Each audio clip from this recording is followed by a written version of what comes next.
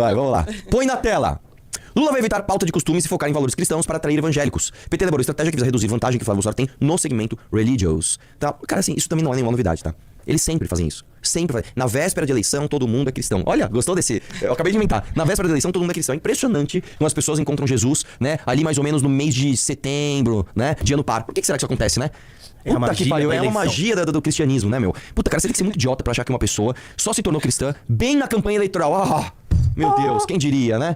Tá que pariu, vamos lá, próximo. Aí o próximo é a mesma coisinha, porque eles fizeram Vamos ver.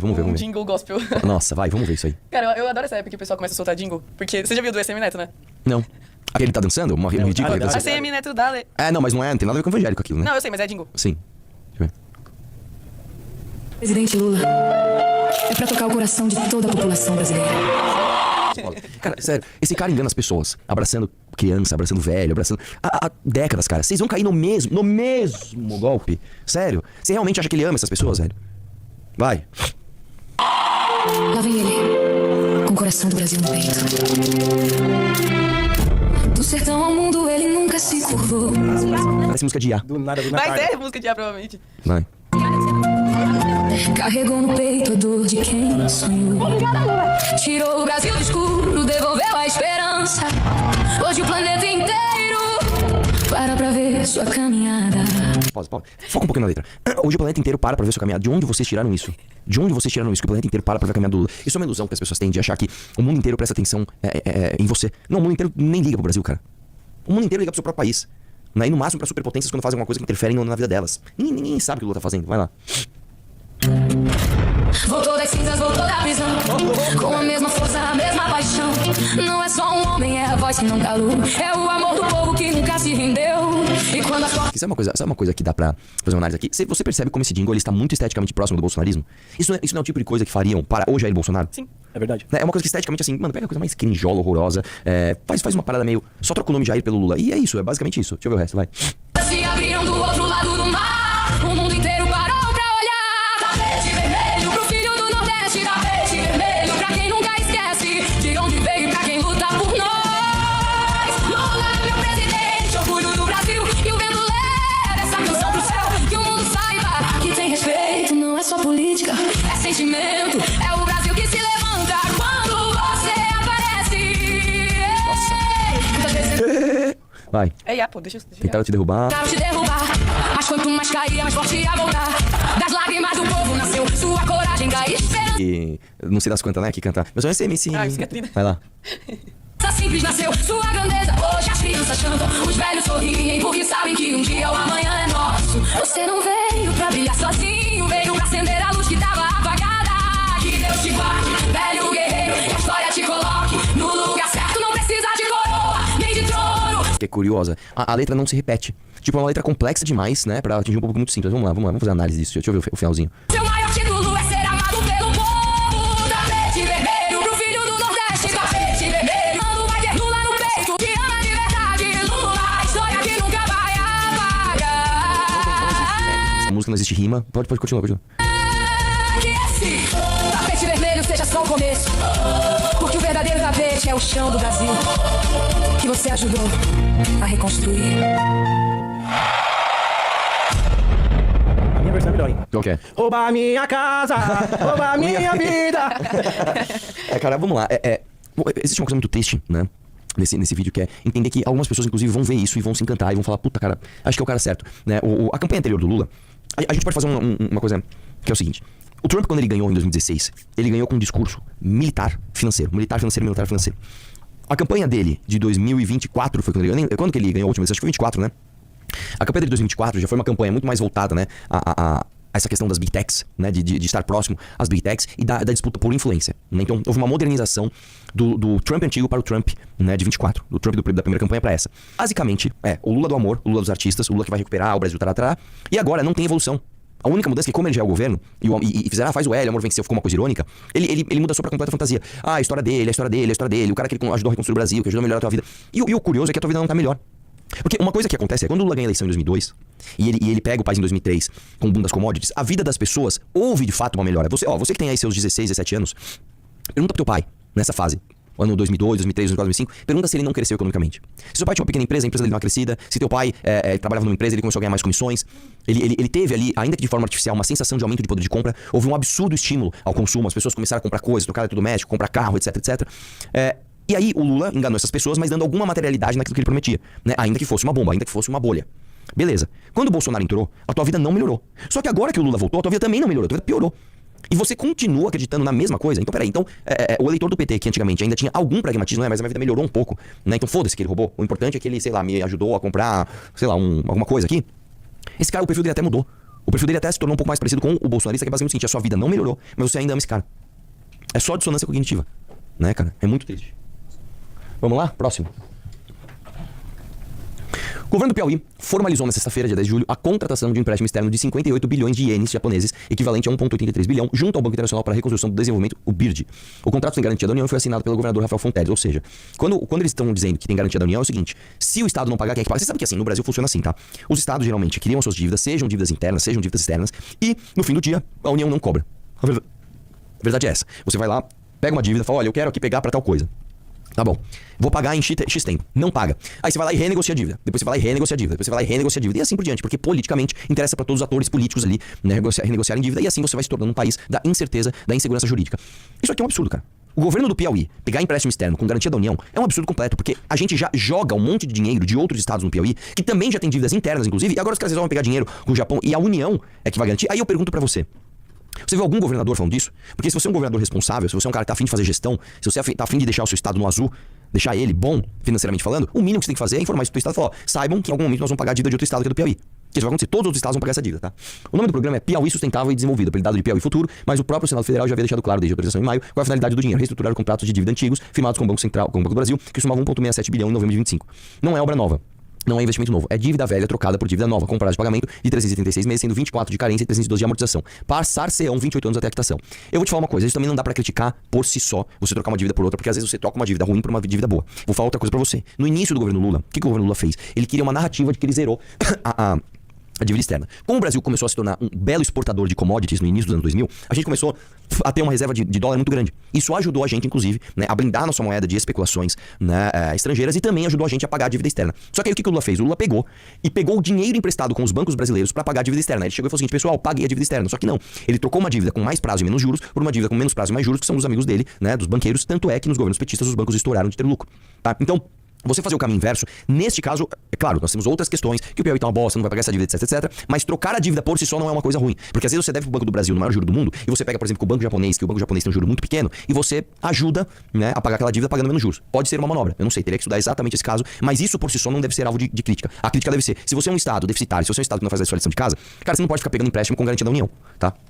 O nome do programa sugere futuro desenvolvimento, contudo, o conteúdo do contrato entrega rolagem de passivo. A diferença entre o rótulo e o produto é exatamente o tipo de maquiagem contábil que qualquer piauiense reconheceria se tivesse escrito na fatura do próprio cartão de crédito. Restauração de dívida não é sinônimo de crescimento, é sinônimo de manter a bola rolando com juros e prazos maiores. É verdade. Agora sim, o juro é maior? Eu não sei, na reportagem não disse. Eu acho difícil você pegar um juro para amortizar uma dívida maior do que a dívida original, né?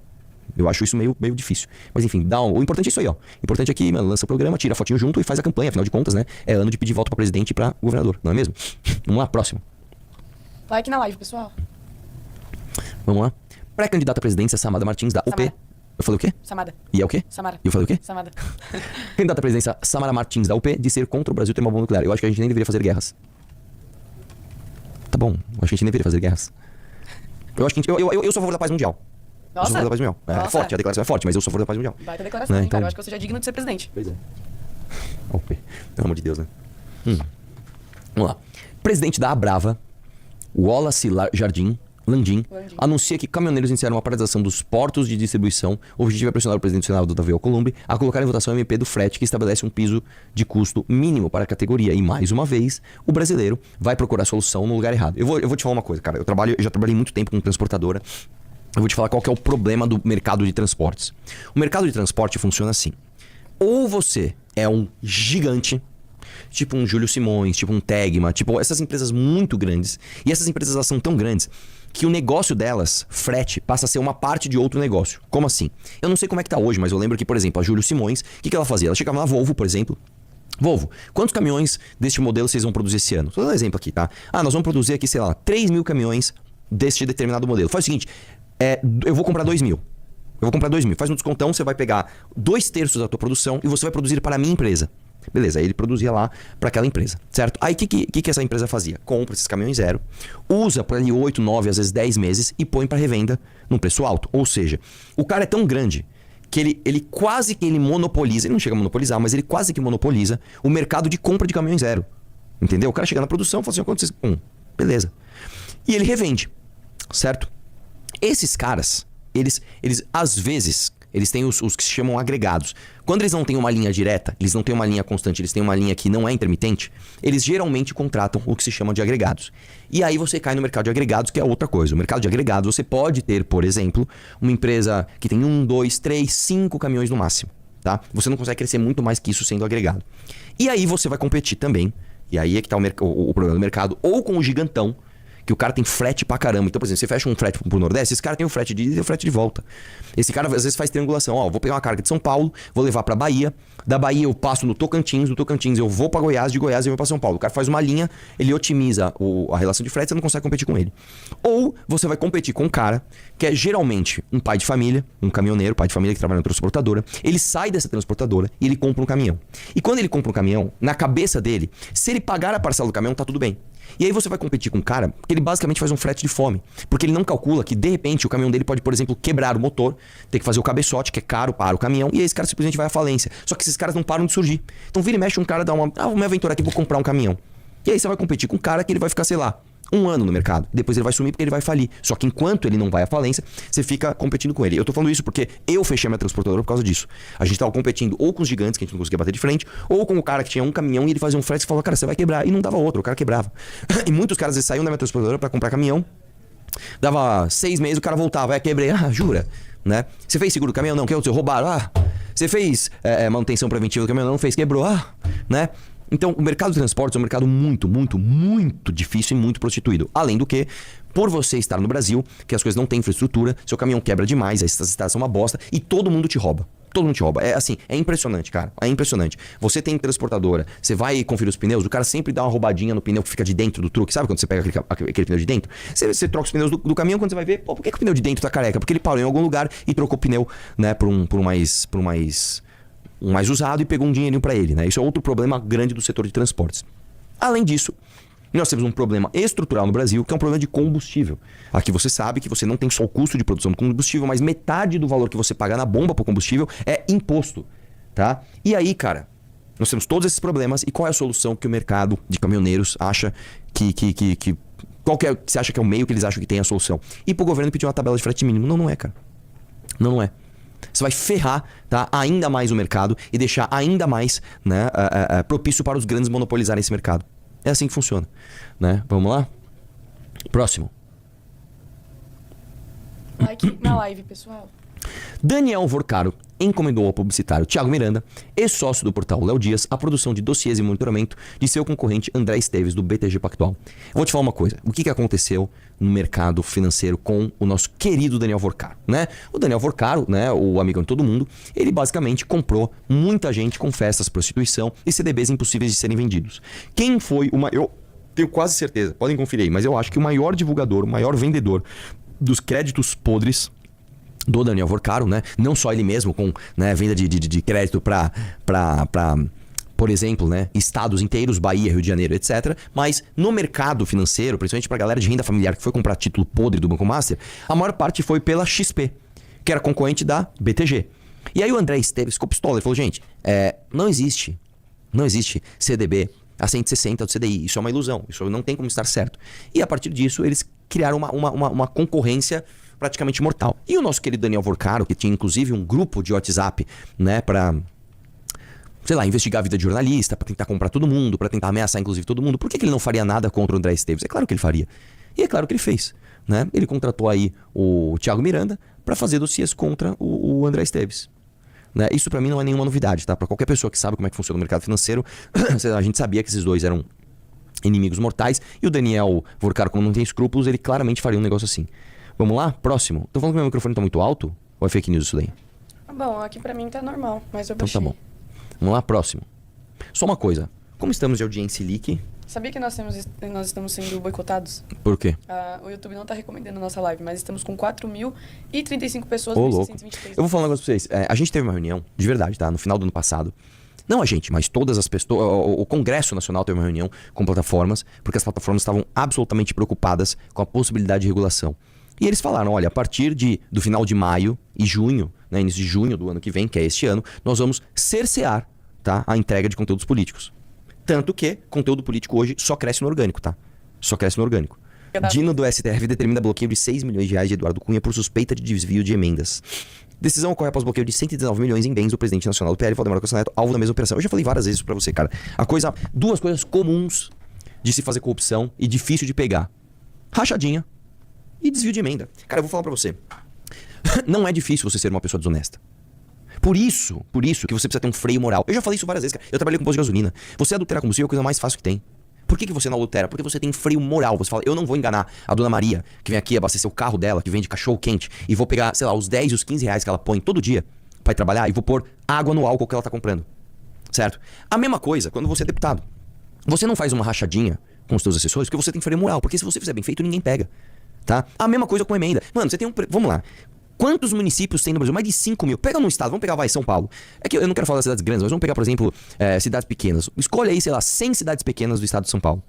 Você acha que não dá pra fazer um esqueminha com emenda numa cidade dessa com um prefeito desse? Claro que dá, velho. Você vai fazer um recapeamento na tua cidade? Tá, quanto vai custar um recapeamento? Puta, vai custar 200 mil reais. Faz o seguinte, você para 20 pra nós. E você tá sendo modesto. 10%, vamos por 10% aí pra nós, 10 pra mim, 10 pra você. Cara, isso é a coisa que mais tem, velho. Os caras fazem muito. Só que aí o cara começa a se viciar, ele começa a fazer muito, né? E aí eu pergunto pra você, se um deputado baixo clero faz isso, você acha que altos cleros dos partidos políticos, ainda que não sejam deputados, você acha que eles não fazem isso?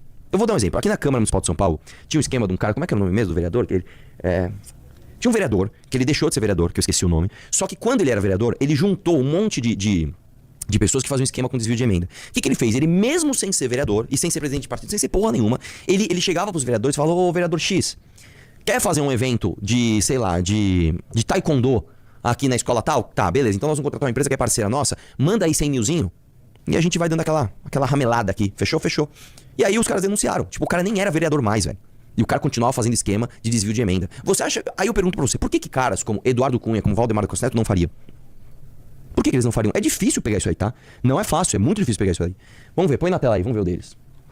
Os caras falam assim, de onde vem o freio moral? O freio moral vem de casa, bicho. Sim. O freio moral vem de casa. Você aprende o que é certo e o que é errado quando você é criança com seus pais. O teu freio moral, ele vem de... E se não vem de casa, ele pode vir tardiamente, tá? E geralmente, vou falar um negócio pra você. Geralmente, o freio moral de quem não teve em casa vem através de religião. Sabia? Por isso que, por exemplo, quando você pega a religião evangélica, por mais que tenha um monte de pastor picareta, um monte de idiota aí, existem os bons pastores. São aqueles caras que pegam pessoas que estão na bebida, estão na droga, estão no tráfico, estão fazendo merda e verdadeiramente impõem um freio moral nos caras falando, você nunca teve isso em casa, mas eu vou te falar, vem cá, ó, pá. Você acha que isso tá ligado às pessoas das religiões serem mais moralistas? O quê? Você acha que isso tá ligado às pessoas de religiões serem mais moralistas? Tipo, evangélicos tendem a ser mais moralistas que católicos, às vezes. É que assim, o ser humano, ele tende a ter freio moral. O ser humano é projetado para entender que a viver em comunidade, viver em conjunto, ele pressupõe que você não vai fazer com o próximo o que você não quer que façam com você. Isso é um freio moral. Sim. Só que às vezes esse freio moral ele não é desenvolvido. Você vive num lar desestruturado, você vive num ambiente muito hostil, onde ser otário é coisa de... É a pior coisa que pode acontecer, você pode morrer se for otário, e as pessoas levam vantagens, umas passando por cima das outras. Aí, quando essa pessoa encontra a religião, não é que a religião é mais moralista, ela volta a uma origem humana, que é de fato de extrapolar o próprio ser e entender que a sua atuação na Terra é mais do que olhar para o seu próprio umbigo. E você, na verdade, é uma forma... Você é uma ferramenta dentro de uma engrenagem chamada sociedade que a sua ação vai interferir na vida de todas as pessoas. E você deve se preocupar com isso. Então, às vezes isso vem através de religião, né? Através da crença no metafísico, né? E às vezes vem até por uma questão, não é nem moral, mas uma questão assim, cara, eu tenho medo de ir pro inferno, então eu não vou fazer merda. Pode ser. É uma espécie de freio moral, tá? Vamos lá? Põe na tela aí, deixa eu ver o resto aqui. O Flávio Dino bloqueou 6 milhões e tal... Tá, desce aí. Olha lá. Segundo a decisão, foram identificados o desvio de ao menos 29 emendas parlamentares em proveito de Cunha. Elas somariam 6,15 milhões em recursos públicos, valor do bloqueio determinado por Dino. O Dino diz que é absurdamente grave, que Cunha já nem exerce mais mandato de deputado, ou seja, faz-se de uma pessoa que não dispõe de qualquer representatividade no parlamento há pelo menos 10 anos, mas que dispõe de considerável cota de destinação de recursos para redutos eleitorais de interesse. Aí tá aqui, o conjunto de elementos já permite concluir que Eduardo Cunha opera como agente privado com poderes públicos, políticos equivalentes ou até superiores de parlamentares de exercício. Tá, mas eu queria ver quais são o conjunto de elementos, né? Aqui, ó. A operação revela que Cunha usava uma servidora da Câmara para destinar recursos conforme seus interesses em sintomas inequívocos do cometimento de crimes e de peculato. A prestadora referida é a Mariângela Fialek, conhecido como Tuca, que foi assessora do ex-presidente da Câmara, Arthur Lira, e que também é uma das acusadas de destinar recursos de interesse do presidente nacional do PL, Valdemar Costa Neto, alvo na mesma operação. Desce um pouquinho. Desce um pouquinho. Desce mais. Desce mais. Desce mais. Bom, não tá aí, né? Mas tinha uma mensagem na Mariângela aí, no caso do Valdemar, né? Falando, acho que o Valdemar vai mandar 24 pro turismo. Tem isso aí? A gente vai ver isso? Não, porque isso tá na primeira matéria. Porque a primeira matéria a gente viu na semana passada. Mas você quer? Posso pegar agora. Vamos lá, próximo. Isso que eu tô falando. Quem gosta do Neymar tem freio moral? Sim. Sim? Depende de qual o critério, né? Até porque eu gosto do Neymar no sentido futebolístico e não no sentido pessoal da vida dele. E eu acho que ele ficar misturando as coisas. Tipo, eu gosto do Neymar no sentido pessoal. Acho que ele toma decisões ruins. Mas no sentido futebolístico eu não acho que ele seja uma pessoa ruim. E o Neymar, é gato? Não. Mentira, ela gosta disso. Hoje em dia, eu já falei isso 1 milhão de vezes. Hoje em dia eu não acho ele bonito. Você achava bonito que ele tinha aquele cabelo de clopsita, é isso? Não, ele não Aí tinha tava cabelo gatinho. super, ele tava com o cabelo cacheadinho, baixinho. Na época que ele namorava a Bruna Marquezine. Tá bom. Vamos lá, põe na tela. Valdemar nega desvio de emendas e diz que nem se acertasse na Mega Sena teria 119 milhões de reais. Vamos lá. Lembrando que é o seguinte, não significa que quando você desvia o valor da emenda, todo o valor desviado vai pra você mesmo, porque você precisa pagar uma galera, né? Então vamos lá. A gente viu no áudio da assessora da Valéria Bolsonaro. Ela estava mandando uma emenda de 300 mil reais, onde era 100 pro prefeito, 100 pra ela. Não é que os 300 era pra ela, só um terço, né? Desce um pouquinho. Sim, eu tô gripada. O presidente nacional do PL diz que não desviou coisa nenhuma, não sei o que lá. Desce aí. Desce aí. Eu tenho um vídeo dele, inclusive, falando. Você quer ver? Quero ver, vamos ver. Eu sou fã do Valdemar. Eu tô louco pra acreditar nele. Vamos lá, vamos lá. Não dá play. Só põe na tela. A cara que ele tá. Ele tá com aquela cara, velho. Mesma cara, né, Ele mano? tá com aquela cara. Essa é a cara standard do Valdemar. Tipo, se alguém fizesse um mini crack do Valdemar, tinha que estar com essa cara. Veja, ele tá sempre muito tranquilo explicando as coisas, né? O Valdemar sabe que, irmão, ele pode fazer o que ele quiser, ele pode ser ladrão do mensalão, ele pode desviar a emenda, ele pode, sei lá, juntar o Silas Malafaia pra falar. Ele pode fazer o que ele quiser, velho. Vai lá, dá play. Bloquearam 119 milhões meu. Mas nem que eu tivesse acertado na Mega Sena, eu ia ter um dinheiro desse. 119 milhões é o montante das emendas. Então ele fez um bloqueio, porque tinha um acontecimento na Câmara, há tempos atrás, que eles queriam dar uma verba para cada presidente de partido. Eu fui contra, porque eu nunca tive problema que os deputados sempre me cederam verba. E nós temos, como nós temos uma bancada... O que ele tá falando é o seguinte, ceder verba significa o seguinte, o presidente do partido vai destinar alguma coisa, tá? Isso é outra coisa também que eu vou te explicar de bastidor, tá? Existe uma corda que cada um puxa pro lado, que é o seguinte, o parlamentar geralmente quer mais poder parlamentar. O presidente do partido, que às vezes também é parlamentar, e tem os seus parlamentares muito ligados a ele, querem mais poder pro partido. Eu lembro que teve uma discussão, eu lembro que era até com a Renata Abreu, cara. A Renata Abreu era uma das maiores advogadas dessa causa. Que eu não lembro exatamente o que era, mas que o parlamentar ele não poderia mudar de legenda em hipótese alguma. Tinha uma coisa assim. Porque no Brasil, o nosso sistema legislativo, ele é pensado através de partes, chamadas partidos. O problema é que no Brasil os partidos não seguem linha ideológica. Né? Eu vou te dizer uma coisa, você pega na Argentina, por exemplo, eu tô com a certeza que na Argentina é assim, mas se não for, muitos outros países são assim. Quando você vota, você não vota no parlamentar, você vota na lista fechada do partido. Então você vota no partido A, e o partido A tem os seus deputados. E eles vão ordenar quem vai entrar, tá? E não é você que vai dar o voto direto para aquela pessoa. Aqui no Brasil, por conta da ditadura, a gente ficou tão traumatizado em não poder votar na pessoa que você quer, que a gente tem um sistema presidencialista, ou seja, você vota no presidente e você vota na pessoa do partido. E a gente tem esse negócio chamado voto proporcional de lista aberta, onde os partidos vão lá e pegam os votos das figuras populares e distribuem na sua chapa. Qual o grande problema disso? Nós não temos diferenciação programática entre os partidos no Brasil. Não existe programa do MDB, não existe programa do PP, não existe programa do Cidadania, não existe. Existe um balcão de negócios, tanto que é por isso que a gente tem esse excesso de partidos no Brasil. O fato é o seguinte, dada este pensamento na hora da gente decidir como é que a democracia brasileira ia funcionar, você tem sempre que lembrar que a casa legislativa, porque é a casa do povo, não é a casa do povo, é a casa de leis, ela é feita para a lógica partidária. Isso é uma coisa que as pessoas sempre esquecem. Quando você tem, por exemplo, uma comissão, as cadeiras nas comissões são distribuídas para os partidos e não para os parlamentares. Entendeu? Por isso que vira e mexe, você tem essas jogadas. Na CCJ querem passar uma pauta e a maioria é contra. Aí os partidos fazem acordo e trocam os parlamentares para colocar parlamentares ou que são a favor ou que não ligam para aquela pauta e vão seguir a orientação do partido. O que na teoria era o certo. O certo era funcionar assim se o Brasil tivesse diferença programática entre os partidos. Como não tem, fica um monte de coisa genérica que eles vão ao calor do momento de acordo com o que o governo orienta, e o governo orienta sempre de acordo com o valor de emenda e cargo. Entendeu? Então, uma das formas da gente acabar com isso não é, por incrível que pareça, uma coisa contra-intuitiva. Não é diminuir poder de presidente de partido. Não é isso. A gente teria que diminuir a quantidade de partidos no sentido de que o partido teria que ter um programa. Você tem que ter um programa e você tem que seguir o programa. Aqui no Brasil isso não é seguido. Tá? Então o que o Valdemar tá explicando é que, olha, quiseram dar uma verba pros presidentes de partido, e o Valdemar falou, mano, pra que eu vou querer isso? Se eu tenho o maior partido de todos, com a maior parte das pessoas altamente dependentes de mim. Então beleza, eu vou fingir que eu sou contra porque eu mando nesses caras. Ou você acha, sei lá, que o... Sei lá, fala qualquer deputado do PL puxado aí, de algum estado X. Você acha que esse cara não obedece o Valdemar, não quer ele mandar? Vai obedecer sim, vai lá, volta lá.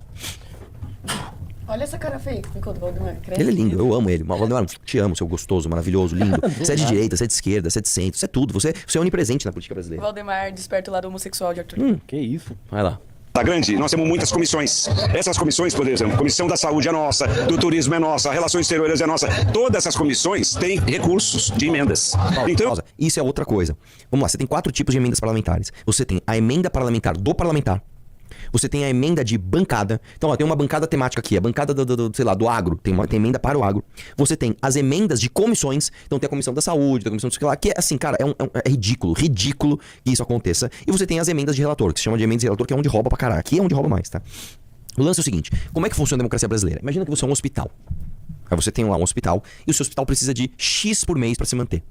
O governo te manda uma fração desse X. O outro X, você tem que ir lá mendigar no Congresso para os parlamentares mandarem emenda, para as bancadas mandarem emenda e para as comissões mandarem emenda. Cara, é humilhante. Eu vou te falar, na Lesp, como é que funcionava?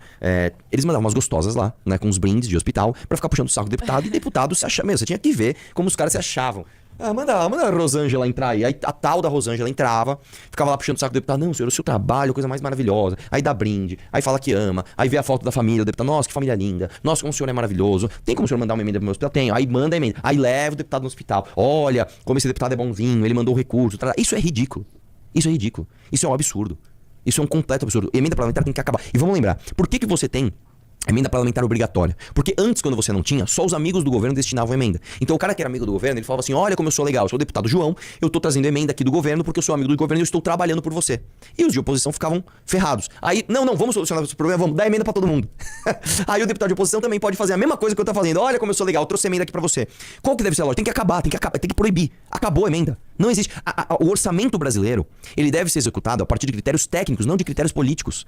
Eu vou dar um exemplo de como isso afeta a saúde especificamente. Quando você pega, por exemplo, saúde municipal, principalmente de grandes municípios, pequenos, como o pequeno município, ele é fisicamente pequeno, você põe um posto de saúde, as pessoas têm acesso a esse posto de saúde.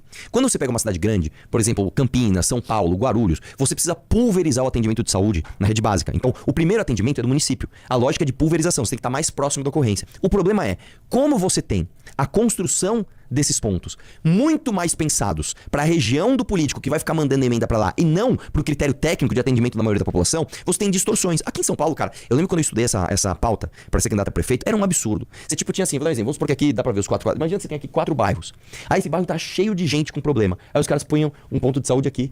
Mas esse aqui não tem mais. Por quê? Porque o vereador aqui era muito forte, ele pôs um ponto aqui e ficava jogando emenda dele para esse... Cara, isso é ridículo. Isso é ridículo. Tem que acabar a emenda parlamentar. Tá? Os critérios de execução de orçamento têm de ser técnicos. E os critérios de distribuição de recurso de fundo eleitoral e fundo partidário têm que ser a partir das avaliações técnicas de performance desses políticos. Entendeu? Então vamos lá, eu tenho esses 4 bairros para cuidar. Eu preciso melhorar a saúde desse bairro para que aí eu receba mais fundo eleitoral. Aí eu vou pensar, onde eu vou colocar o ponto de saúde? Foda-se que esse cara aqui é mais forte do que esse cara desse bairro. Foda-se. Se as pessoas estão aqui, eu vou colocar aqui, porque eu vou melhorar a gestão, vou melhorar os índices e aí eu vou ter o estímulo financeiro para fazer propaganda. Quando você põe emenda parlamentar e de tudo quanto é tipo, emenda de presidente, emenda de bancada, emenda de relator, você deixa mais politicamente a decisão e menos técnica. Por isso que você tem que acabar com a emenda. Acabar, entendeu? Põe na tela aí, vai lá. Eu sugiro, o pessoal vem pedir para mim, eu sugiro que eles deem para tal município, tal município, tal município. Nunca, o Flávio Dino não tá discutindo com a gente as emendas, porque podia ter uma emenda lá para um órgão suspeito, ele deve ter investigado tudo, lógico. Ele sabe que isso não acontece.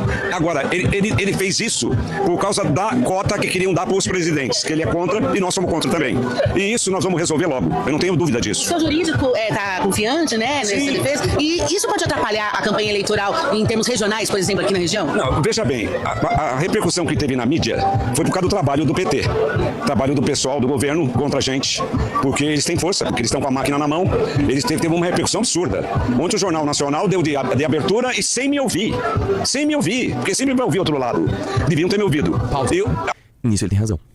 Isso ele tem razão. Não importa que reportagem você vai fazer, você tem que ouvir outro lado. Você tem que ouvir o outro lado. Vai lá. Agora, eu vou explicando com jeito. Agora, antes, quando eu estava vindo para cá, para a reunião, o Hugo Mota me ligou, presidente da Câmara, já fez uma nota oficial, deve fazer o Senado também, porque isso que eu fiz é fazer política. Não tem nada de errado lá. Se tivesse alguma coisa errada com essas comissões e tal, com esses recursos, não existe isso. Ele sabe que não tem. Então, eu acredito que a gente resolve isso em breve. Isso agora, o que aconteceu? A esquerda, como o Lula deu uma queda, eles aproveitaram isso para descer a madeira em mim. Todos os jornais do Brasil hoje deram de manchete. Folha, Estadão, Globo, Correio Brasilense, todos deram de manchete. Quer dizer, é o pessoal da esquerda, é o pessoal que está dominando o governo, que está trabalhando para derrotar a gente. Não vão conseguir derrotar desse jeito. Nós vamos ganhar as eleições e vamos pôr o país para andar novamente. Bom, vamos lá. Não, Valdemar, não é trabalho da esquerda você sair em todas as manchetes do jornal. Você é dono do maior partido do Brasil, né? Você é dono do partido que tem a candidatura do Flávio Bolsonaro, né? Então, não dá pra falar, não, é culpa da esquerda. Não, cara, né? Não. Agora, vamos lá. Mesmo que o Valdemar da Costa Neto não tivesse desviado um centavo, você acha correto 119 milhões de reais de emendas passarem pela decisão política de Valdemar da Costa Neto? É o que eu tô falando, cara. Mesmo que ele não fosse corrupto, mesmo que ele fosse o cara mais honesto do mundo, a decisão de execução de orçamento não pode ser política assim, não pode. Deixa eu fazer uma pergunta. Ele é presidente de partido. Por que ele tem acesso a esse tipo de coisa? Por quê? Presidente de Porque, partido vamos lá. mesmo que ele não seja... Vamos supor que eu sou presidente do partido e aí eu tenho aqui o Aloysio querendo ser candidato e você querendo ser candidata. Aí eu chego pra você, Heloísa, vem cá. Eu vou te dar aqui R$1 milhão de fund. E pra Aloysio eu vou dar qualquer merreca. Só que você vai ser a minha parceira quando você ganhar a eleição. Aí você ganha a eleição. Quando você ganha a eleição, você sabe que o seu mandato se deve a mim. Você sabe que eu é que destinei o recurso. A minha pergunta não é isso.